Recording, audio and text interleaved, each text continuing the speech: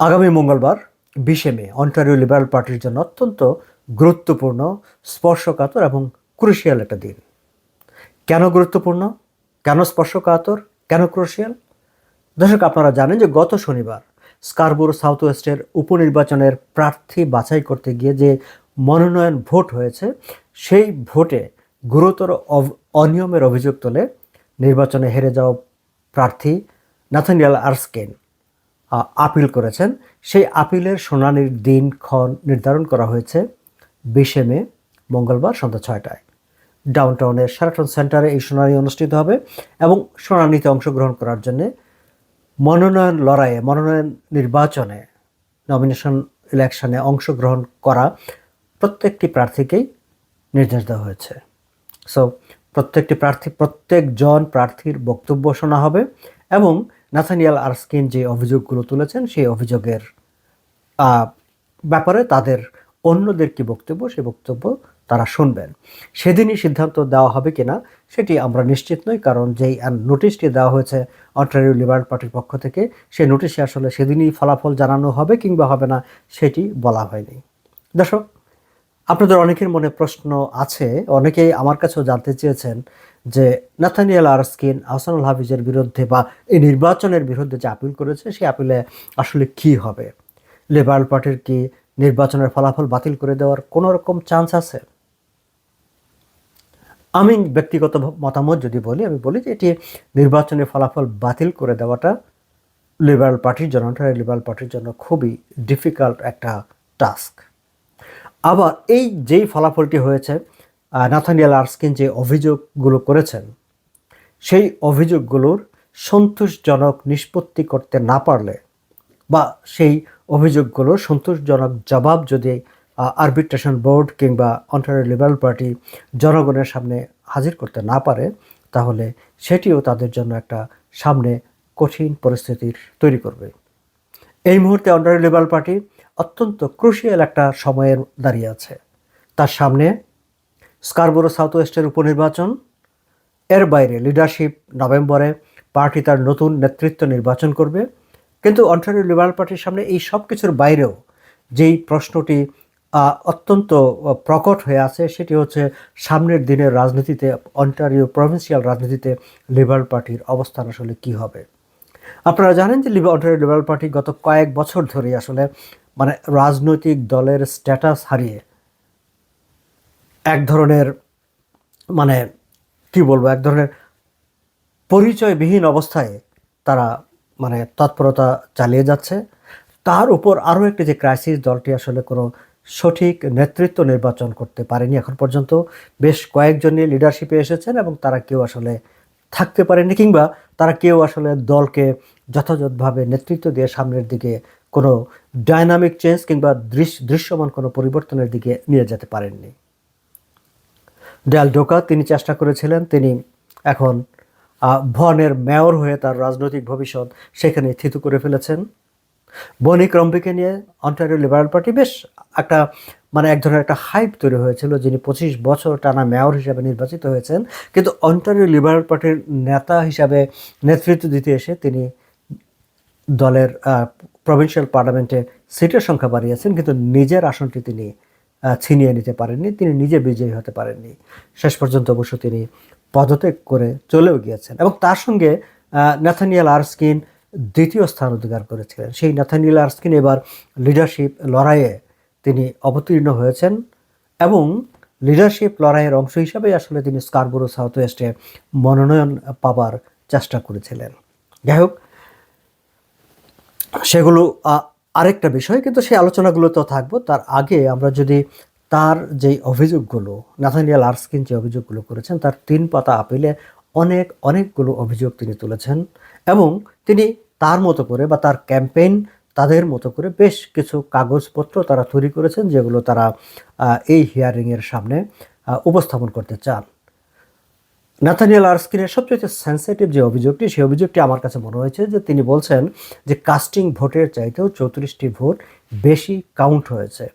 That is something ridiculous. এটা কী করে সম্ভব হতে পারে যে কাস্টিং ভোটের চাইতে 34টা ভোট বাইরে থেকে কি এসে ভিতরে ঢুকে গেল? এটি আসলে অন্টারিও লিবারেল পার্টি বলি কিংবা ট্রাইব্যুনাল যেই আরবিট্রেশন কমিটি বলি, তাদেরকে এই অভিযোগটির অন্তত ট্রান্সপারেন্ট ওয়েতে স্বচ্ছ একটা ব্যাখ্যা জবাবদিহি জনগণের সামনে দাঁড় করাতে হবে।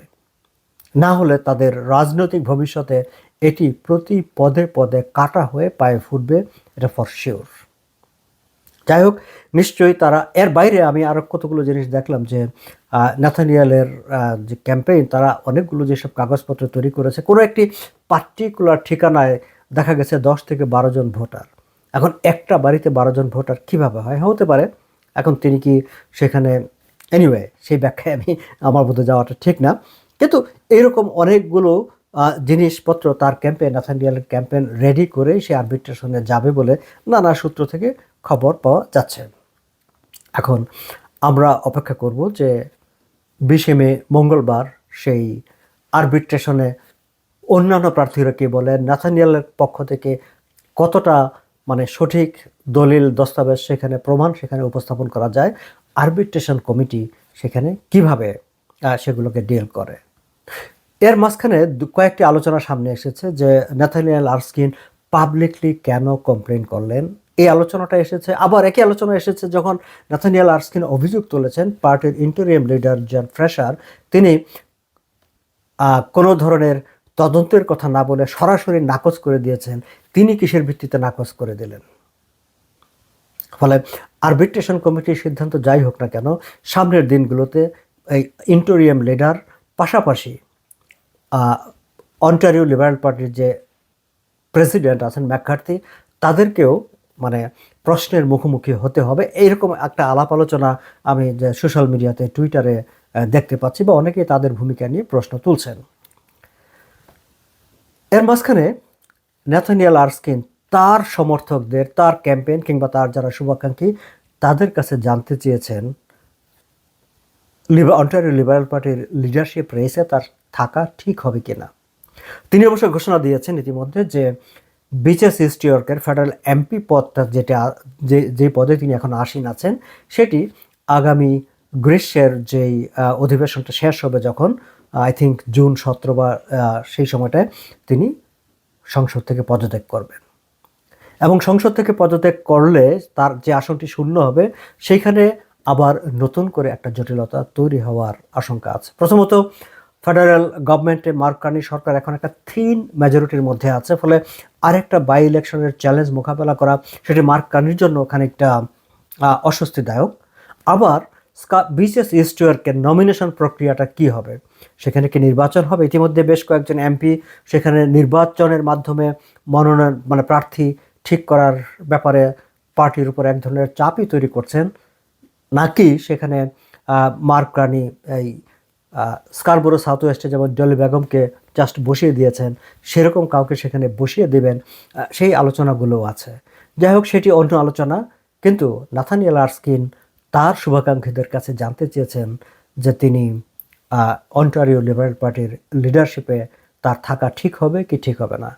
আমি জানি না তার যাদের কাছে তিনি পরামর্শ চেয়েছেন তারা তাকে কি পরামর্শ দেবেন এবং নাথানিয়াল আরস্কিন কি সিদ্ধান্ত নেবে। তবে আমি একজন আউটসাইডার হিসাবে, একজন রাজনীতির বিশ্লেষক হিসাবে আমি একটা কথা নাথানিয়াল আরস্কিনের জন্য বলতে চাই যে বর্তমানে যে প্রক্রিয়াটি আছে, মানে ভোট দেওয়ার, যে কেউ, কোনো পয়সা লাগবে না, একটা নির্দিষ্ট সময়ের মধ্যে লিবারেল পার্টির সদস্য, সে 14 বছরের হোক, গতকালকে বা আজকে সকালবেলা তিনি কানাডায় এসে নেমেছেন, কানাডার রাজনীতি আবহাওয়া কোনো কিছু জানেন না, তিনিও সেখানে ভোট দিতে পারবেন। এই যে লিবারেল পার্টির যে নিয়মটি আছে, এই নিয়মটি পরিবর্তন না করা পর্যন্ত নাথানিয়াল আরস্কিন কেন, যোগ্য আরও অনেক প্রার্থীর জন্যই লিডারশিপ রেসটা ডিফিকাল্ট হবে। কারণ অন্টারিও লিবারেল পার্টির যিনি লিডার হবেন, আমরা ধরে নিতে পারি তিনি আসলে ফাইট করবেন অন্টারিওর প্রিমিয়ার হওয়ার জন্য, তিনি পার্টির নেতৃত্ব দেবেন। এখন international student, with due respect, international student, 14 বছরের বাচ্চা, কিংবা কানাডায় বেড়াতে এসে রিফিউজি ক্লেম করা, এই মানুষগুলো তারা সিদ্ধান্ত জানিয়ে দেবে, তারা ঠিক করে দেবে আমার প্রভিন্সের প্রিমিয়ার কে হবে, আমি কাকে ভোট দেব। In fact I have problem with that personally. এ কথাটা আমি অনেকবার বলেছি, এখনও বলি, সামনেও বলবো। আমি মনে করি লিবারেল পার্টির এবং অন্যান্য সকল পলিটিক্যাল পার্টির এই সিস্টেম যদি তাদেরও থাকে, they need to change this system. যাই হোক, এগুলো ফলে নাথানিয়েল আরস্কিন লিবারেল পার্টির লিডারশিপ রেসে থাকবেন কি থাকবেন না সেই সিদ্ধান্ত নেওয়ার আগে যদি এই বিষয়গুলো ফয়সালা তিনি করতে পার্টিকে মোটিভেট করতে পারেন, আমার মনে হয় যে সেটা হবে একটা বিগ স্টেপ। সো আমরা আর কয়েকটা দিন মঙ্গলবারের জন্য অপেক্ষা করব। মঙ্গলবারে কি ঘটবে সেখানে সেটি নিয়ে আমরা বোঝার চেষ্টা করব। এবং এটি সত্য যে আমি শুরুতে বলেছি যে লিবারেল পার্টির জন্য নির্বাচনে মানে যে ফলাফল সেটি বাতিল করে দেওয়া তাদের জন্য টাফ, হয়তো তারা সেটি বাতিল করবে না। কিন্তু যে অভিযোগগুলি উঠেছে সেই অভিযোগগুলোর গ্রহণযোগ্য, ট্রান্সপারেন্ট, পরিষ্কার ব্যাখ্যা জবাবদিহি নাগরিকদের সামনে হাজির করতে হবে। আদারওয়াইজ সামনের দিনগুলো অন্টারিও লিবারেল পার্টির জন্য খুব একটা সুখকর যে হবে তা নয়, অন্তত রাজনৈতিক অঙ্গনে।